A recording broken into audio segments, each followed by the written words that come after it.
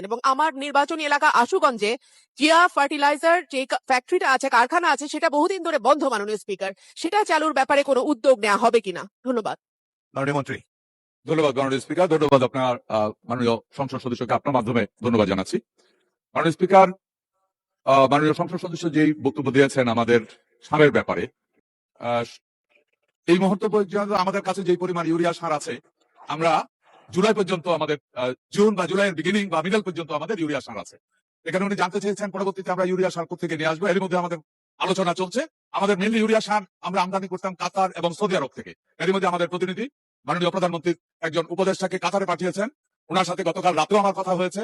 আমরা আশা করি খুব দ্রুত আমরা যদি আমাদের যুদ্ধের মধ্যে আমরা আলোচনা চলছে যে আমাদের ওই বিতর্কিত যে জায়গাটুকু আছে ওখানের ভিতরে এর মধ্যে আমাদের তেলের ট্যাঙ্ক যেহেতু ছেড়ে দিচ্ছে, আমরা আশা করি আমাদের সারের জাহাজও ছেড়ে দেবে, সার নিয়ে খুব বড় ধরনের সমস্যা হবে না। ওনার দ্বিতীয় যে প্রশ্নটা ছিল আমাদের ইউরিয়া ছাড়া বাকি যে সারগুলি প্রাইভেট সেক্টরে ইম্পোর্ট।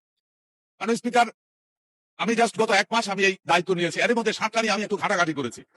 মাননীয় স্পিকার, আমি ব্যক্তি জীবনে একজন কৃষক, ঘাটতে ঘাটতে যেটা আমার আসলো ওইটা আমারও প্রশ্ন যে এই গত সরকারে যেটা ছিল, এই সরকারের আমলে এই প্রাইভেট সেক্টরে বোধহয় ইম্পোর্টটাকে উৎসাহিত করা হয়েছিল।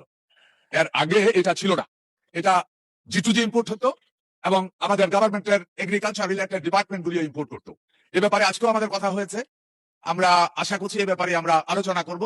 কৃষকের জন্য যেটা সবচাইতে সুইটেবল হবে, দেশের মানুষের জন্য যেটা সবচাইতে সুইটেবল হবে, অর্থনীতির জন্য যেটা সবচাইতে লাভবান হবে, সেই পথে আমরা হাঁটবো এবং সেটাই দেশের জন্য কল্যাণকর হবে। ধন্যবাদ।